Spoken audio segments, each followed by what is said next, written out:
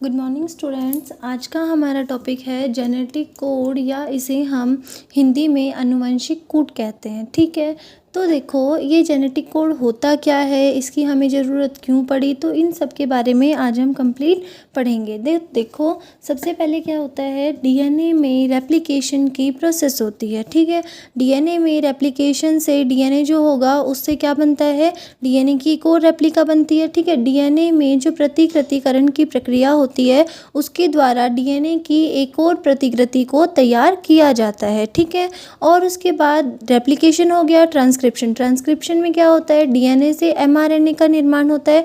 अनुलेखन की प्रक्रिया में डीएनए से एमआरएनए का निर्माण होता है। तो इन दोनों प्रोसेस में जिसमें कि डीएनए से डीएनए बन रहा है, डीएनए से एमआरएनए बन रहा है, तो इसमें देखो कि जो हमारे पास नाइट्रोजन बेस है वो डीएनए में किस क्रम में होंगे, ATGC के क्रम में होंगे, सीक्वेंस में होंगे, लेकिन आरएनए में AUGC। इन्हीं ये जो नाइट्रोजन बेस है इन्हीं को हम कॉपी कर रहे हैं। ठीक है, डीएनए था तो वहाँ पर हमने ATGC इनकी कॉपी करके दूसरा डीएनए बनाया। ठीक है, इट मीन्स यहाँ पर देखो एक डीएनए स्ट्रैंड था वो टेम्पलेट की तरह काम करता है, उसके ऊपर ही दूसरा डीएनए का स्ट्रैंड आकर उसका निर्माण करता है। ठीक है, उसके अलावा जो दूसरा था ट्रांसक्रिप्शन की प्रोसेस या अनुलेखन की प्रक्रिया, इसमें क्या होता है, डीएनए है, डीएनए से हमने एमआरएनए का निर्माण किया ट्रांसक्रिप्शन की प्रोसेस के थ्रू। तो देखो इसमें क्या होता है, डीएनए से एमआरएनए बन तो गया, लेकिन डीएनए के पास जो थाइमिन होता है उसके स्थान पर एमआरएनए के पास क्या बनेगा, यूरेसिल बनेगा। ठीक है, तो यहाँ पर जिसमें कि हम रेप्लिकेशन और ट्रांसक्रिप्शन, प्रतिकृतियन और अनुलेखन, इन दोनों प्रक्रियाओं में हम क्या कर रहे हैं, केवल और केवल नाइट्रोजन बेस जो होते हैं उन्हीं को कॉपी करके दूसरा डीएनए बनाया और एमआरएनए बनाया। इट मीन्स यहाँ पर क्या होगा, कॉम्प्लीमेंटेरिटी प्रेजेंट होती है, संपूरकता पाई जाती है। संपूरकता का क्या मतलब है कि एक जो पूरक स्ट्रैंड मिला हमें उससे ही हमने दूसरा स्ट्रैंड बना दिया। ठीक है, उसी जैसे अगर हमें इसका सीक्वेंस पता है कि यहाँ पर ATGC इस तरह से है, तो दूसरे वाले का सीक्वेंस हम पता कर लेंगे, दूसरे वाले का सीक्वेंस हमें पता चल जाएगा। ठीक है, और उसका दूसरा वाला स्ट्रैंड बन जाएगा। तो ये प्रक्रिया क्या होती है कि जिसमें डीएनए में रेप्लिकेशन से डीएनए का निर्माण होगा, और ट्रांसक्रिप्शन से एमआरएनए का निर्माण होगा।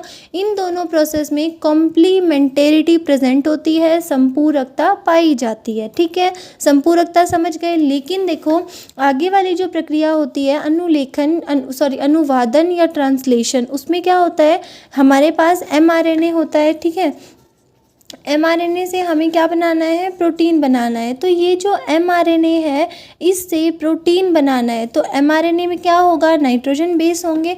ठीक है, लेकिन जो प्रोटीन होता है उसमें क्या होता है, प्रोटीन की श्रृंखला बनती है और उस श्रृंखला में अमीनो अम्ल पाए जाते हैं। ठीक है, तो ये देखो यहाँ पर क्या हुआ कि यहाँ पर नाइट्रोजन बेस थे, लेकिन यहाँ पर हमें क्या मिला, अमीनो अम्ल मिला।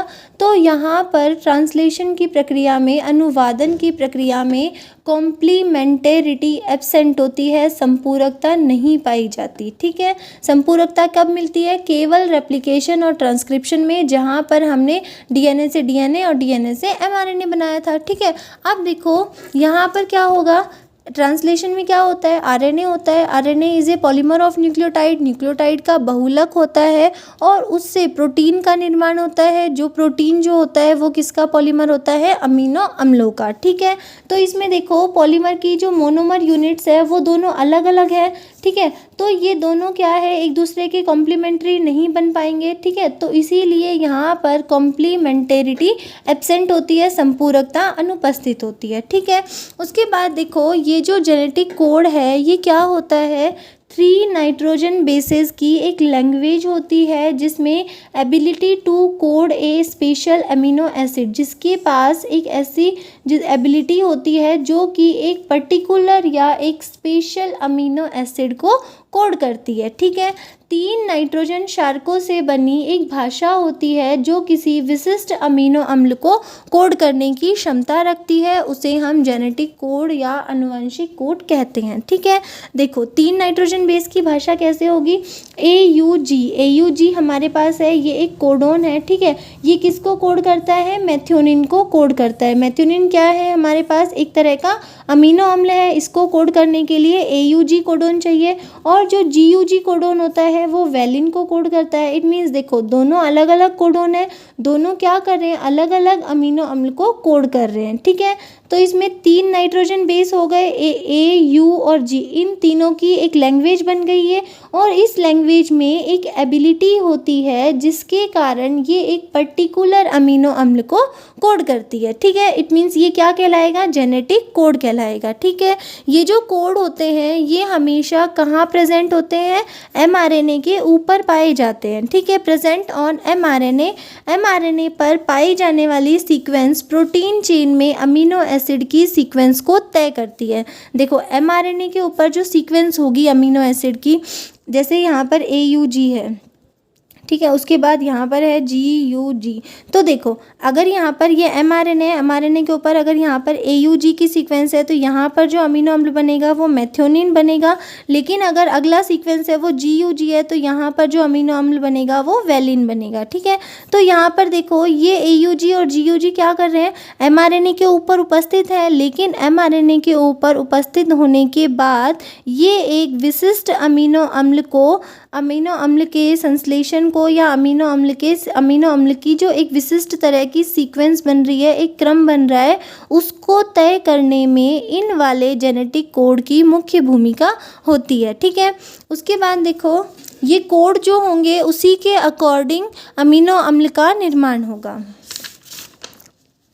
आगे देखो कोडोन्स प्रेजेंट ऑन mRNA, और ये कोडोन्स क्या करते हैं, fixation of sequence of amino acid in protein chain के अंदर अमीनो एसिड के सीक्वेंस को फिक्स करने का काम कौन करेगा, जेनेटिक कोड करेगा। ठीक है, उसके बाद देखो ये जो जेनेटिक कोड है ये सबसे पहले जब इनके बारे में सबसे पहले पता लगाया गया तो देखो ये उस टाइम क्या कहा गया कि जो जेनेटिक कोड होते हैं वो सिंगलेट कोड होते हैं। ठीक है, सिंगलेट कोड का क्या मतलब है कि ये एक शब्द कूट होते हैं। ठीक है, इसमें क्या होगा, every code is made up of only one nitrogen base.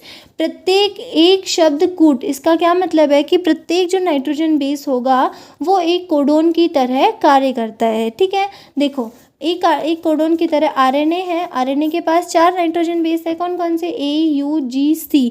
ये चारों जो होंगे ना, ये चारों अलग अलग एक कोडोन की तरह काम करेंगे। यही क्या है, सिंगलेट कोड या एक शब्द कूट है। ठीक है, जिसमें क्या होगा, every code is made up of only one nitrogen base, की जो एक कोडोन है वो एक नाइट्रोजन बेस से मिलकर बना हुआ है। तो यहाँ पर 4 नाइट्रोजन बेस है तो हमारे पास कितने कोडोन हो गए, 4 कोडोन हो गए। लेकिन देखो यहाँ पर देखो 4 की पावर 1 इज इक्वल टू 4, तो 4 अमीनो एसिड जो होंगे वो तो ये टोटल 4 है। ठीक है, कोडोन कितने हैं हमारे पास, 4 है। इट मीन्स ये कितने अमीनो अम्ल को कोड करेंगे, 4 अमीनो अम्ल को।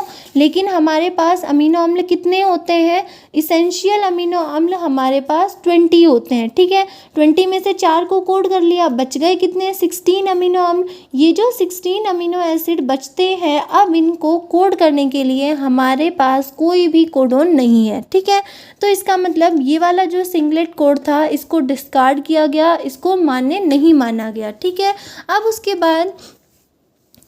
बाद आता है डबलेट कोड। डबलेट कोड में क्या होगा, each codon is made up of only 2 nitrogen base. 2 nitrogen base से मिलकर एक कोडोन का निर्माण होता है। ठीक है, जैसे UU हो गया, UG हो गया, UC हो गया, UA, इस तरह से जो कोडोन होते हैं ना, उनसे क्या होगा कि ये जो 2 नाइट्रोजन बेस से मिलकर एक कोडोन बना है और ये कोडोन एक जेनेटिक ये कोडोन जो है वो एक पर्टिकुलर अमीनो अम्ल को कोड कर रहा है। ठीक है, देखो each codon is made up of 2 nitrogen base. प्रत्येक कोडोन 2 नाइट्रोजन बेस से मिलकर बना हुआ होता है। ठीक है, देखो UCAG।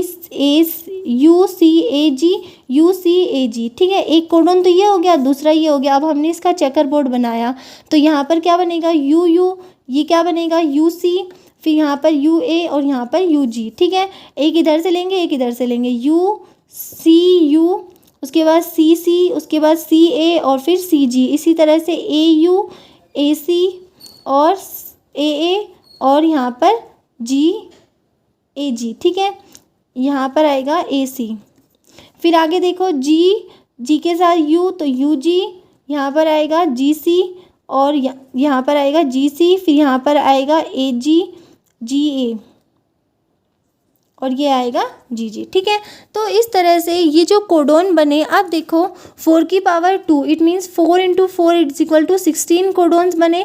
तो ये जो 16 कोडोन है ये क्या करेंगे, 16 अमीनो अम्ल को कोड करेंगे। तो फिर भी हमारे पास टोटल कितने थे, 20 थे, 20 में से -16 किए तो 4 अमीनो एसिड थे वो बिना कोड किए हुए रह गए। तो इट मीन्स ये वाला जो डबलेट कोड की जो प्रोसेस थी इसको भी डिस्कार्ड किया गया, ठीक है। अब आगे देखो, सिंगलेट कोड डिस्कार्ड हो गया, डबलेट कोड डिस्कार्ड हो गया, उसके बाद आता है ट्रिपलेट कोड। ट्रिपलेट कोड जो होगा उसमें क्या होता है, each codon is made up of 3 nitrogen base. जो ये तीनों नाइट्रोजन बेस होते हैं इनके पास देखो have power to code a special amino acid. देखो प्रत्येक कोडोन 3 नाइट्रोजन बेस का बना हुआ होता है और ये जो 3 नाइट्रोजन बेस है इनके पास इतनी योग्यता होती है, इतनी एबिलिटी होती है कि ये एक पर्टिकुलर अमीनो एसिड को कोड कर सकती है, ठीक है। तो देखो ईच कोडोन क्या है, नाइट्रोजन बेस से मिलकर बना हुआ है और इस नाइट्रोजन बेस के पास पावर है to code special amino acid. Amino acid को कोड करने के लिए इसके पास पावर प्रेजेंट होती है, ठीक है। जॉर्ज गैमोव नाम का जो साइंटिस्ट था उसने सबसे पहले जेनेटिक कोड के बारे में बताया था, लेकिन जेनेटिक कोड को प्रूव किसने किया, निरेनबर्ग और खुराना ने इसे सत्यापित किया, ठीक है। देखो 4 की पावर 3 नाइट्रोजन बेस से मिलकर बना हुआ है। कोडोन कितने होते हैं, 4। तो 4 अगर 3 से 4 की पावर 3 तो देखो 4 4 4 मल्टीप्लाई, तो इनको देखो 64 हो गए। तो हमारे पास अमीनो एसिड कितने हैं, 20 अमीनो एसिड है, लेकिन कोडोन कितने हैं, 64 कोडोन है, ठीक है। ये जो 64 कोडोन है इसमें से 61 कोडोन जो होंगे वो एक अमीनो एसिड को कोड करेंगे, ठीक है। अलग अलग कोडोन जो होंगे वो अलग अलग अमीनो एसिड को कोड करेंगे, लेकिन इनमें से जो 3 कोडोन बच गए उनको हम स्टॉप कोडोन बोलते हैं, नॉनसेंस कोडोन बोलते हैं और टर्मिनेटिंग कोडोन बोलते हैं, ठीक है। ये क्या करते हैं कि जो प्रोसेस होती है अमीनो एसिड को कोड करने की उस प्रोसेस को रोक देते हैं, टर्मिनेट कर देते हैं, बंद कर देते हैं, ठीक है। इसीलिए इसे समापन कोडोन भी कहते हैं। उसके बाद देखो ये कौन कौन से होते हैं, ये क्या करते हैं, किसी भी अमीनो एसिड को कोड नहीं करते, ठीक है। ये कौन कौन से होते हैं, UAA, UAG और UGA, ऑकर, एम्बर और ओपेल। ये तीनों स्टॉप कोडोन होते हैं, do not code for any amino acid, एक भी अमीनो एसिड को कोड नहीं करते, ठीक है। अब आगे देखो कि ये जो जेनेटिक कोड है वो किस तरह से बनता है, ट्रिपलेट वाला, ठीक है। तो देखो फर्स्ट पोजीशन पर जो देखो फर्स्ट पोजीशन ये वाली है, यहाँ पर नाइट्रोजन बेस UCAG, ठीक है। सेकंड पोजीशन ये वाली है, ठीक है, UCAG। उसके बाद फर्स्ट पोजीशन, थर्ड पोजीशन, हमें कितने चाहिए, 3 चाहिए। तो जो तीसरी पोजीशन है वो यहाँ है, थर्ड पोजीशन, ठीक है, UCAG। अब देखो इसको कैसे फॉर्मेशन करेंगे जेनेटिक कोड का, यहाँ पर है U, ये वाला U और फिर यहाँ पर है U, ठीक है, U। उसके बाद दूसरा है U, तीसरा C, ठीक है।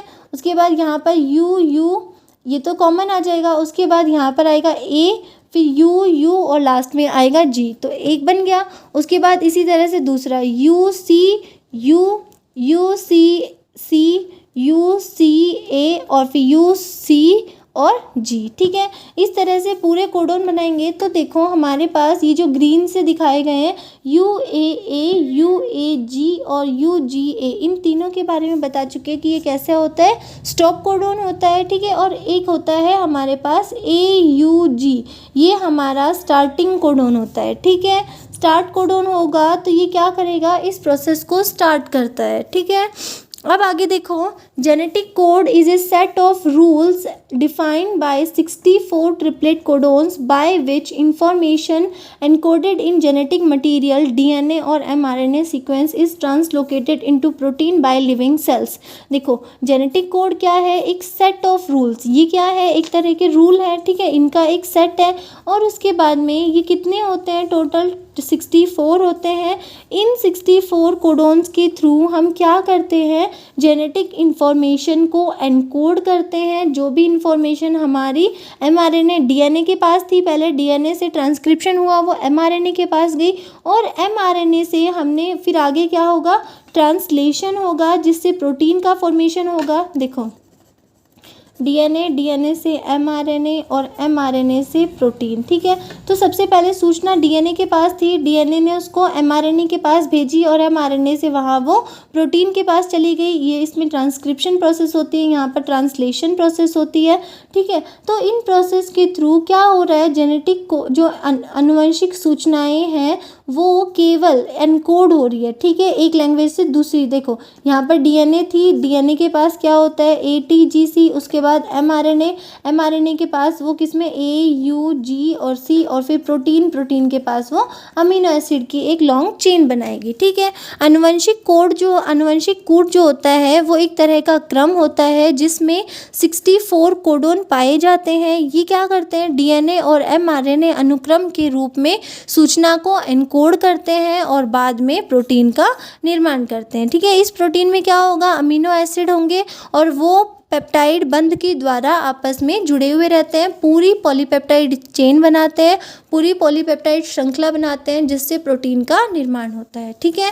अब आगे देखो कि अब हमने जेनेटिक कोड तो पढ़ लिया, अब उसकी प्रॉपर्टीज़ क्या हैं कि जेनेटिक कोड मतलब जेनेटिक कोड की विशेषताएं क्या है, उसके गुण क्या हैं, ठीक है। जेनेटिक कोड जो होता है वो यूनिवर्सल होता है। यूनिवर्सल का क्या मतलब है कि वो सार्वत्रिक होगा, हर जगह पर मान्य होगा। ये जो 64 कोडोन है, ये 64 कोडोन छोटे से बैक्टीरिया से लेकर ह्यूमन बीइंग तक सभी में ये 64 कोडोन ही जेनेटिक इन्फॉर्मेशन को एनकोड करते हैं, जेनेटिक इनके रूप में पाए जाते हैं, ठीक है। जीवाणु से मानव तक आनुवंशिक कोड जो होंगे वो सभी कितने सिमिलर होते हैं, एक जैसे होते हैं, ठीक है। उसके बाद देखो जेनेटिक कोड कोमालेस मीन्स जब हम इनको लिखते हैं, जैसे हमने लिखा AUG, तो इनके बीच में हमें किसी भी तरह का पंक्चुएशन मार्क नहीं लगाना होता, ठीक है। इनको डायरेक्ट लिखा जाता है, कंटिन्यूअस लैंग्वेज होती है। तो देखो जो आनुवंशिक कोड है वो कोमा विहीन होते हैं, इनकी जो भाषा होगी वो बिल्कुल सतत रूप से लिखी जाएगी, ठीक है, और भाषा में किसी भी तरह का पंक्चुएशन नहीं होता। उसके बाद देखो AUG होता है हमारे पास, ठीक है, वो हमारा स्टार्ट कोडोन होगा जहाँ से पूरी प्रोसेस स्टार्ट होगी, ठीक है। देखो उसके बाद जो AUG होता है वो मेथियोनिन अमीनो एसिड को कोड करता है, ठीक है। जेनेटिक कोड इज़ नॉन एम्बिगाइस, ये क्या होता है, असंदिग्ध या विशिष्ट होता है। मीन्स कोडोन जो होंगे वो codes for a particular amino acid, एक कोडोन एक अमीनो एसिड को ही कोड करता है, ठीक है।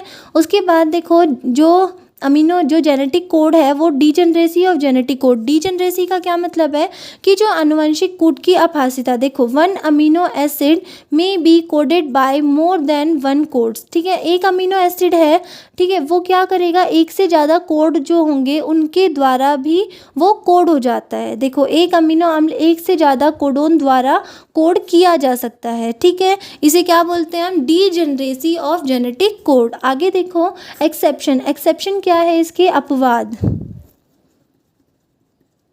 ये क्या होते हैं, मेथियोनिन और ट्रिप्टोफैन, ये दोनों अमीनो एसिड केवल विशिष्ट है जो कि एक ही कोडोन के द्वारा कोड होते हैं और इनके ऊपर डीजेनरेसी की प्रोसेस लागू नहीं होती, ठीक है। अपहासिता की प्रक्रिया मेथियोनिन और ट्रिप्टोफैन अमीनो अम्लों पर लागू नहीं होती क्योंकि ये केवल एक ही अमीनो एसिड एक ही कोडोन के द्वारा कोड होते हैं। बाकी और जितने भी अमीनो एसिड बच गए, 2 तो ये आ गए, उसके अलावा कितने बच गए, 18 जो होंगे वो क्या करते हैं, वो एक कोडोन या 2 कोडोन किसी के भी द्वारा दो से ज़्यादा कोडोन के द्वारा भी कोड हो जाते हैं, ठीक है। आगे देखो genetic code is triplet. Genetic code जो होता है वो एक त्रिक होता है, ठीक है। त्रिक मतलब 3 नाइट्रोजन बेस जो होते हैं, जैसे UAG, इस तरह से वो प्रेजेंट होता है। अब देखो जो जेनेटिक कोड होता है उसमें वुबली बेस प्रेजेंट होते हैं। ये जो वुबली बेस होते हैं ये क्या होते हैं, not stable in one codon, third codon is wobbly base. देखो इसमें क्या होता है, वुबली बेस क्या होते हैं, जो कि कोडोन स्थिर नहीं होते। एक कोडोन में जो थर्ड कोडोन होता है उसे हम वुबली बेस कहते हैं। देखो ये है एक सीक्वेंस UUU, UUG, UUA और UUC। तो देखो इनमें ये 2 कोडोन है वो बिल्कुल सेम है, 2 बेस सिमिलर, लेकिन जो थर्ड वाला है वो अलग है, वुबली बेस उस, और ये जो अलग वाला जो है थर्ड बेस डिफरेंट है, इसी को हम वुबली बेस कहते हैं, ठीक है। इसमें देखो एक अमीनो अम्ल एक से ज़्यादा कोडोन के द्वारा भी कोड होता है, क्योंकि उसमें वुबली बेसेस प्रेजेंट होते हैं। इसीलिए देखो लास्ट पीछे बताया था कि जो डीजनरेसी जो होती है वो किसके कारण होती है, क्योंकि वहाँ पर वुबली बेस जो होंगे वो प्रेजेंट होते हैं, ठीक है। आगे देखो mutation affect genetic code. Mutation जो होती है वो जेनेटिक कोड को अफेक्ट करती है। कैसे? आनुवंशिक कूट को उत्परिवर्तन प्रभावित करता है। देखो सबसे पहले सिकल सेल एनीमिया, इसके बारे में सबने पढ़ा हुआ है। इसमें क्या होता है, जेनेटिक कोड जो होगा वो चेंज हो जाता है, ठीक है। एडेनिन जो होता है यहाँ पर GAG, इस एडेनिन का ट्रांसफ़र यूरेसिल के द्वारा कर दिया जाता है और ये किस में कन्वर्ट, GUG। जो GAG है ये ग्लूटामिक एसिड को कोड करता है, लेकिन जो GUG है वो वैलिन अमीनो एसिड को कोड करता है, ठीक है। इट मीन्स यहाँ पर क्या होगा, जो जेनेटिक कोड है वो किसको, म्यूटेशन जो होती है वो भी जेनेटिक कोड को अफेक्ट करती है। जेनेटिक कोड में वुबली बेस प्रेजेंट होते हैं, ठीक है। इसी कारण एक अमीनो अम्ल एक से ज़्यादा कोडोन के द्वारा भी कोड हो जाता है, और जब एक अमीनो अम्ल एक से ज़्यादा कोडोन के द्वारा कोड होता है तो उसे हम क्या बोलते हैं, डीजनरेसी ऑफ जेनेटिक कोड, ठीक है। जेनेटिक कोड का टॉपिक कंप्लीट हो गया।